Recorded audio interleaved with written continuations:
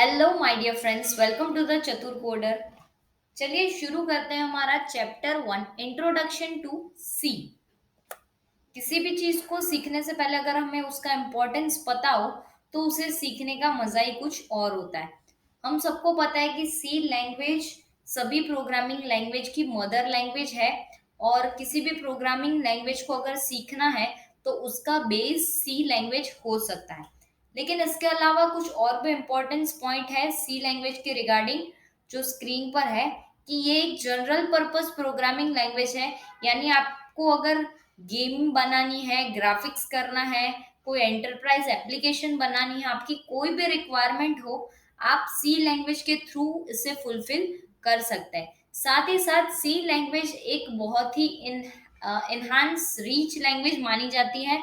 The reason is कि उसके पास अपने खुद के डेटा टाइप्स, उसके खुद के ऑपरेटर्स, कीवर्ड और बहुत सारी लाइब्रेरी फाइल्स है जो बहुत अच्छे फीचर्स प्रोवाइड करती है।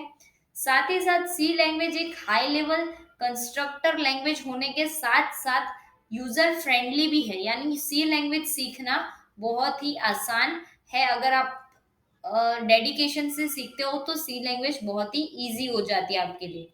सी लैंग्वेज के कोड को समझने के लिए उसमें ट्रांसलेटर का रोल बहुत इंपॉर्टेंट है। तो पहले ये समझ लेते हैं कि ट्रांसलेटर क्या होता है। तो ट्रांसलेटर एक ऐसा प्रोग्राम या फिर सॉफ्टवेयर बोल सकते हैं हम, जो एक लैंग्वेज के कोड को दूसरे लैंग्वेज में कन्वर्ट करके देगा, यानी कि मशीन लैंग्वेज में कन्वर्ट करेगी। और उसके साथ एक और वर्ड यहाँ पे है, दैट इज वाइसा वर्सा। यानी कोई पर्सन ए है जिसको गुजराती लैंग्वेज आती है, एंड पर्सन बी है जिसे हिंदी लैंग्वेज आती है। पर्सन ए ने क्वेश्चन पूछा गुजराती लैंग्वेज में पर्सन बी को, लेकिन पर्सन बी को क्वेश्चन ही समझ में नहीं आया। तो यहाँ पे एक ट्रांसलेटर आता है जो गुजराती का क्वेश्चन हिंदी में ट्रांसलेट करके देगा। तो हिंदी वाले को, बी पर्सन को समझ में आ गया। फिर उसने आंसर किया ए के क्वेश्चन को, लेकिन आंसर दिया हिंदी में क्योंकि बी को सिर्फ हिंदी लैंग्वेज आती है।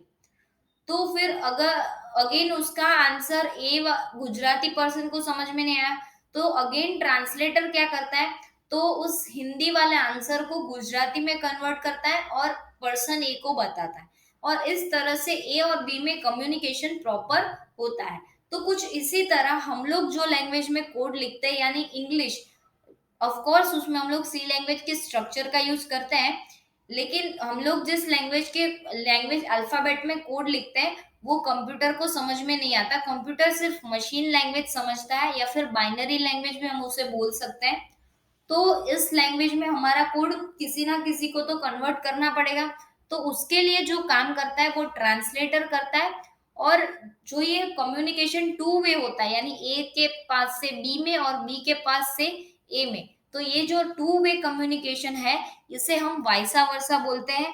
और ये दो तरह से हो सकता है, high level language to low level language, and low level language to high level language. Basically three types के ट्रांसलेटर होते हैं।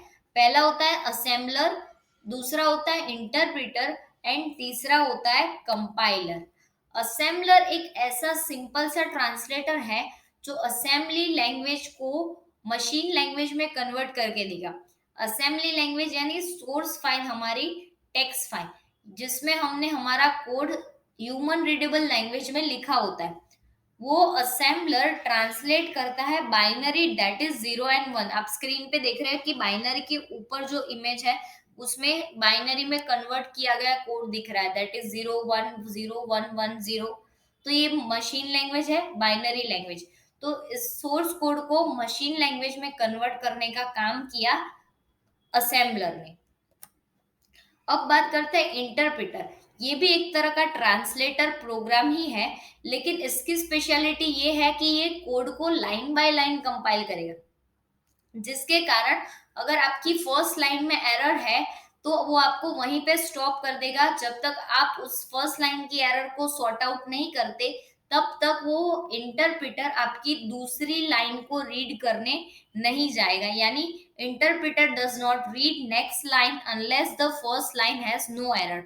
जब तक आप ऊपर वाली लाइन में एरर सॉल्व नहीं करोगे, तब तक वो नीचे आपका सोर्स कोड रीड नहीं करेगा, उस कोड को ट्रांसलेट नहीं करेगा।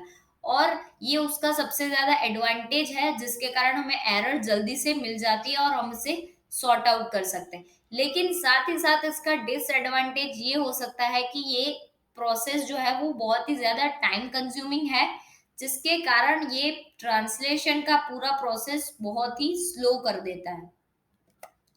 कंपाइलर की बात करें तो ये भी एक ट्रांसलेटर है, प्रोग्राम या फिर सॉफ्टवेयर जो कोड को ट्रांसलेट करेगा। लेकिन ये जो है ना कंपाइलर, ये पूरा कोड एक ही बार में ट्रांसलेट कर देगा, जिसके कारण ये सबसे ज्यादा फास्ट परफॉर्मेंस देता है। और साथ ही साथ कंपाइलर जो है ना वो एक ऑब्जेक्ट कोड क्रिएट करता है। वो ऑब्जेक्ट कोड पूरी ऑब्जेक्ट कोड कैसे क्रिएट होता है उसकी प्रोसेस भी आगे है। सो उस प्रोसेस को देखने से पहले हम लोग ये देखते हैं कि कंपाइलर और इंटरप्रेटर में डिफरेंस क्या है, क्योंकि असेंबलर जो है ना वो अब पुराना हो चुका है, तो उसे बहुत ज्यादा लोग यूज नहीं कर रहे। तो कंपाइलर और इंटरप्रेटर का डिफरेंस इंटरव्यू में पूछा जा सकता है। कंपाइलर जो है ना वो ऑब्जेक्ट कोड क्रिएट करता है, जबकि इंटरप्रेटर ऑब्जेक्ट कोड क्रिएट नहीं करता। कंपाइलर जो है वो पूरा कोड एक ही बार में कंपाइल करता है, जबकि interpreter line by line code को रीड करता है और उसे ट्रांसलेट करता है। कंपाइलर में एरर ढूंढना बहुत मुश्किल हो जाता है, क्योंकि वो पूरा कोड एक बार में ट्रांसलेट करेगा और कोड में जितनी भी एरर है उसका लिस्ट बना के एक साथ दिखा देगा। तो हमें समझ में ही नहीं आएगा कि एरर कौन सी लाइन में है और हम उसे कैसे सॉर्ट आउट करें। लेकिन इंटरप्रेटर में हमारे लिए डिबगिंग प्रोसेस बहुत इजी हो जाता है, क्योंकि ये जब line by line point out करता है एरर, तो हमें पता है कि इसी लाइन में एरर है, तो हम उसे इजीली करेक्ट कर सकते हैं। सी लैंग्वेज, सी प्लस प्लस, जावा जो है वो कंपाइलर यूज करना पसंद करती है ट्रांसलेटर के लिए। और जो जावा स्क्रिप्ट, पाइथन या फिर रूबी है वो इंटरप्रेटर यूज करते हैं प्रोग्रामिंग लैंग्वेज को, प्रोग्रामिंग कोड को कन्वर्ट करने के लिए। लेकिन ये कोई बाउंडेशन नहीं है, यूजर अपने हिसाब से कंपाइलर या फिर इंटरप्रेटर सेलेक्ट कर सकता है। लेकिन ये प्रेफरेबल है कि अगर आप इस लैंग्वेज में काम कर रहे हो तो आपको कंपाइलर के साथ जाना चाहिए या फिर इंटरप्रेटर के साथ। अब मैंने जो बात की थी पूरी ऑब्जेक्ट कोड कैसे जनरेट होता है और उस कंपाइलेशन की पूरी प्रोसेस की, तो हमारे पास अगर हम लोग बात करें कि सोर्स फाइल होती है जिसमें हमने हमारा प्रोग्रामिंग लिखा है, हमने हमारा कोडिंग किया है, और उस फाइल का एक्सटेंशन होता है डॉट सी, जिस पर प्रोसेसर प्रोसेस करता है और एक प्रोसेस आउटपुट फाइल जनरेट करके देता है, जो हमें शो करता है कि आपके प्रोग्राम में कौन कौन सी एरर है, कौन कौन सी वार्निंग है, वगैरह वगैरह। अगर उस प्रोग्राम में एरर होगी तो आपको उसे करेक्ट करना होगा और वापस से उसे रीकोड करना होगा। अगर आपके प्रोग्राम में एरर या फिर वार्निंग्स नहीं है तो वो कंपाइलर के पास जाएगा, कंपाइल होगा पूरा प्रोग्राम और एक ऑब्जेक्ट कोड क्रिएट होगा जिसका एक्सटेंशन हो सकता है डॉट ओबीजे। और ये ऑब्जेक्ट फाइल जो है उसे लिंक की जाती है एग्जीक्यूटेबल फाइल के साथ, जिसका एक्सटेंशन डॉट ईएक्सी होता है। और ये सारा प्रोसेस जो है ना वो कंपाइलर या फिर इंटरप्रेटर, आप जो भी ट्रांसलेटर यूज कर रहे हो, वो ये सारा प्रोसेस कर देता है। एंड जब आप एक्चुअल में आपका कोड रन कर रहे हो तो तब एग्जीक्यूटेबल फाइल रन होती है और आपको आपका आउटपुट मिल जाता है। तो ये था ट्रांसलेटर कैसे काम करता है और हमारा कोड कैसे एक्चुअल में आउटपुट थ्रो करता है, इसका सारा प्रोसेस था। थ्री टाइप्स के हमने कंपाइलर ट्रांसलेटर देखे, वो थे compiler, interpreter and assembler. I hope आपको ये समझ में आया है। अगर आपको वीडियो पसंद आए तो उसे लाइक करें, शेयर करें और चैनल को सब्सक्राइब करें।